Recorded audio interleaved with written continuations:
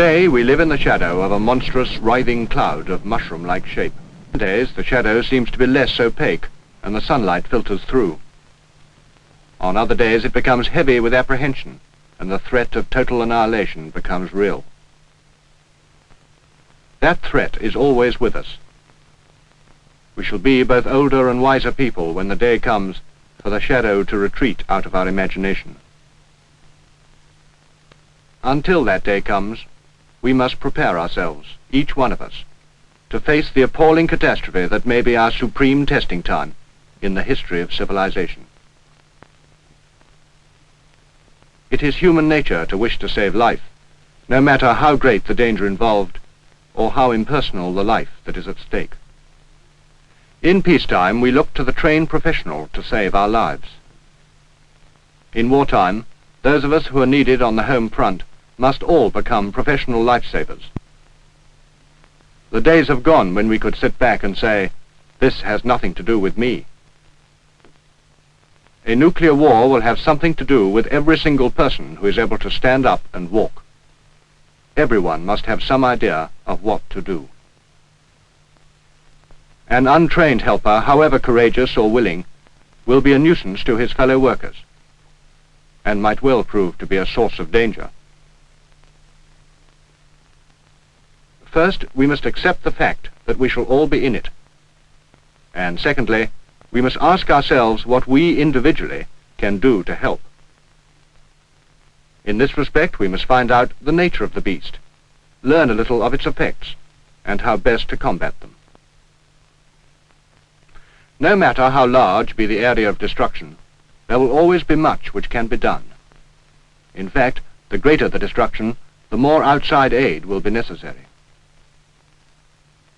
In a simple, isolated incident, as was experienced in the last war, when an HE or incendiary bomb destroyed a building, the rescue work and firefighting were dealt with by local resources. As the missiles became more powerful and the area of destruction increased, so the civil defense organization became more complex. No longer could local resources deal effectively with the situation. Outside aid was directed by the controller to the damaged areas, and many lives were saved, as well as homeless people catered for by highly trained specialists in the art of rescue and welfare.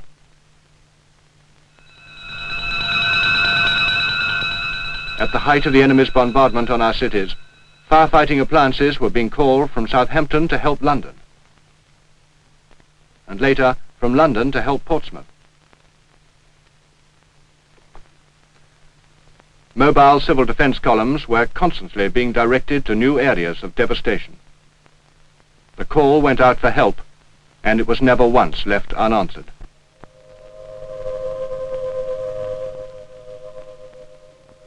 When peace returned to our islands, we had hardly taken stock of our resources when we were confronted with a new danger more frightful than ever before. Our vocabulary became charged with terms of this atomic age. We learned to speak of ground zero, of heat flash, of gamma radiation, and mass destruction by blast. We learned to think in terms of miles instead of streets and buildings, of many thousands rendered homeless instead of hundreds. Gradually, our minds began to accept the problems created by this new horror. We learned to plan our campaign by working on a set and known pattern of destruction. The experts chose one particular size of bomb and called it, with all the impersonality that only scientists could muster, the nominal bomb.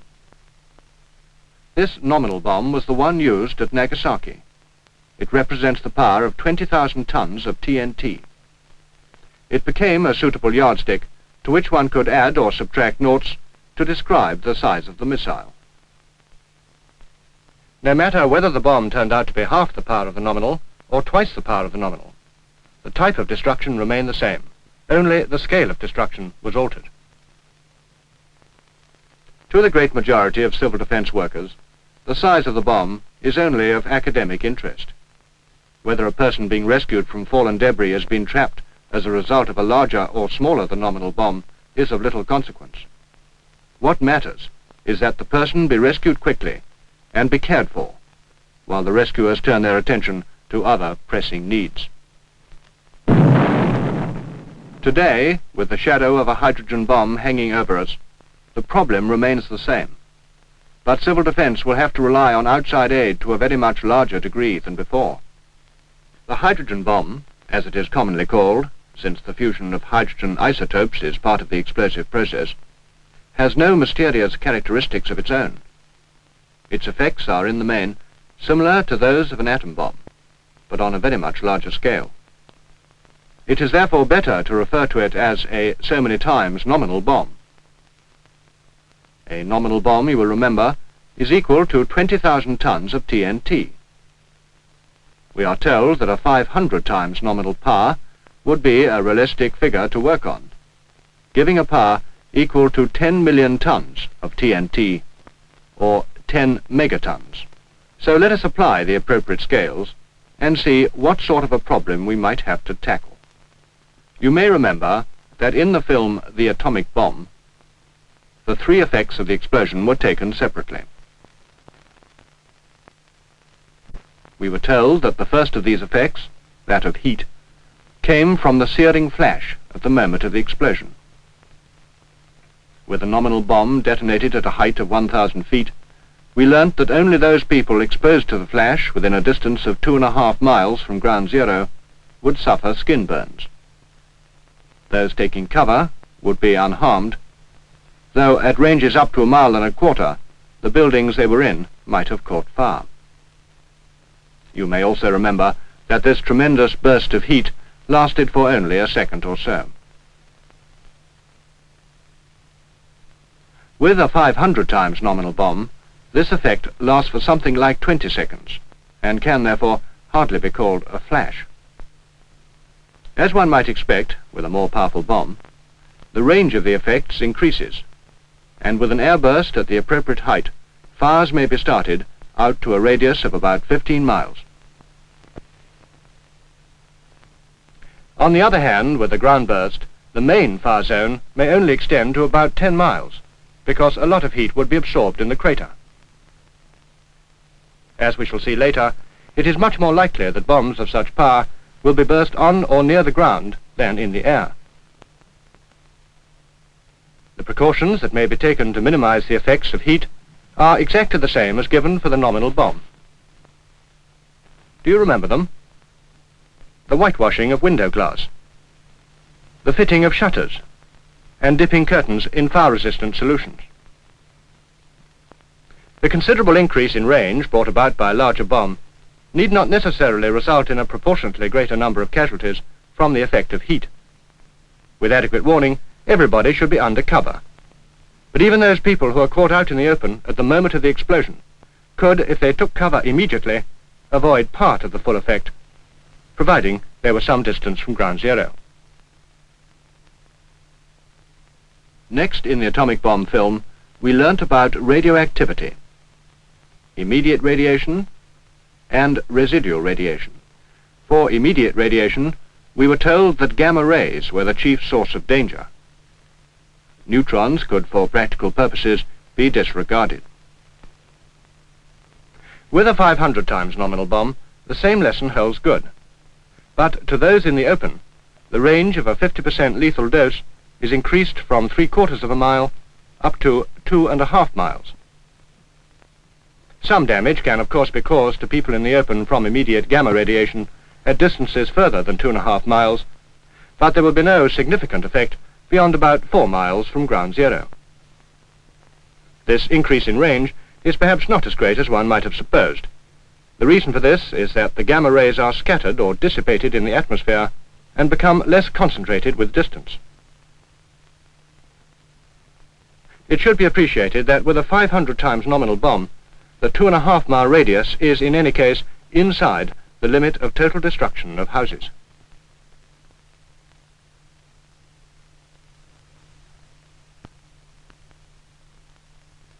With a ground burst, however, the second form of radiation, residual radiation, becomes a much more serious hazard. You may remember that we were warned that should a nominal bomb be exploded at ground level, then dust and atomized rubble would be made radioactive and be scattered over a wide area, notably downwind of the explosion. This was termed the fallout. To do the maximum damage by blast, an atomic bomb should be airburst. But with the much more powerful hydrogen bomb, the range of the blast damage is so great by comparison with any likely built-up target area that a ground burst can do all the destruction required and at the same time produce a tremendous fallout problem as a bonus. Therefore, this more powerful type of bomb is more likely to be burst on or near the ground than in the air.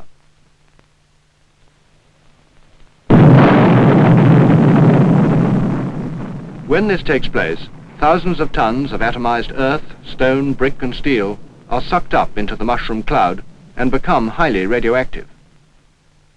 Much of this material falls back into the area from which it came. But the lighter particles are carried with the wind and may not fall to earth until many hours later, and possibly many miles away downwind. This fallout is thus a danger not only to the area surrounding Ground Zero, but to other communities at considerable distances away.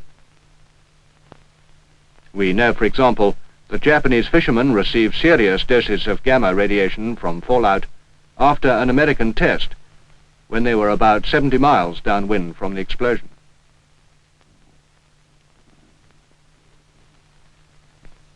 Fortunately, even the average small house in this country gives a good measure of protection from fallout, and this could be improved by quite simple measures.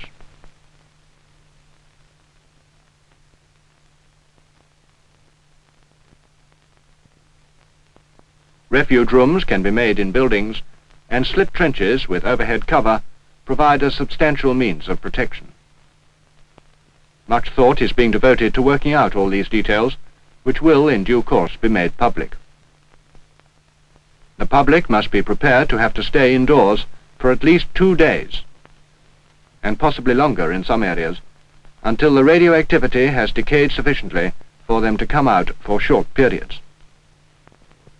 This means that houses would have to be stocked with food and water, and preferably a battery-operated radio, so that contact with the outer world can be maintained.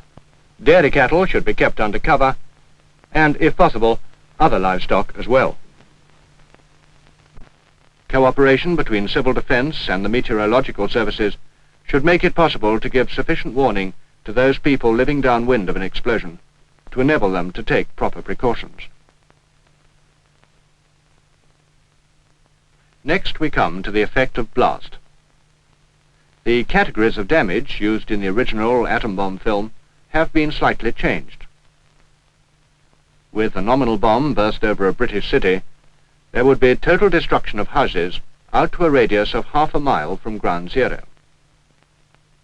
Beyond this, irreparable damage out to 3/4 of a mile, severe to moderate damage out to 2 miles, and light damage out to a radius of 3 miles. So, with a 500 times nominal bomb detonated at ground level, these distances are some 3.5 miles for total destruction of houses, some 5 miles for irreparable damage, some 13 miles for severe to moderate house damage, and 20 miles for light damage. This distance will bring the limit of blast effects out into the open country for nearly all British cities. It is because the whole of an attacked city will be damaged to some degree that we must think in terms of help from outside. Taking all 3 effects of a 500 times nominal bomb detonated at ground level, let us try and see the problems that would confront us as we neared the area of damage. The first and most serious consideration is residual radiation from fallout, which will impose delays on progress. Since the area of heaviest contamination will be spread downwind, and fallout will occur far beyond the area of blast damage, approach will probably have to be restricted to the upwind and crosswind sides of the city for the first few hours. Once the Radiological Safety Organization allow controlled entry into the area, we should find something like this. As we approach within about 20 miles of Ground Zero, we should encounter some damage to roof tiles and slates, and to light structures such as garden sheds and garages. Broken windows would have been evident long before we reached this 20-mile radius. For the next 7 miles, damage would be increasing so that at about 13 miles from ground zero, we should find widespread damage to houses like this. Assuming that residual radioactivity permits us to continue, we should, over the next 8 miles, traverse an area of moderate to severe damage until we reach the houses suffering irreparable damage some 5 miles from ground zero. In the course of this last 8 miles, from 13 to 5 miles from ground zero, we should encounter 2 further obstacles, in addition to the invisible barrier imposed by residual radioactivity. First, the debris in the streets would steadily increase from slates and tiles and glass at the beginning to heavy debris from demolished buildings nearer the 5-mile radius. Secondly, we should have to traverse the main zone of fires, which would be between 3.5 and 10 miles from ground zero. The mass of debris in the streets at 5-mile radius would be so deep that little further progress would be possible, unless large open spaces, wide roads or railway tracks, or broad waterways were usable. Even with such means of access, residual radioactivity in this area would be so intense that reconnaissance teams would be unable to penetrate much further for many hours. It must be accepted that little or no rescue work would be possible within 3 or 4 miles of ground zero, where houses would be completely demolished and even the strongest buildings severely damaged.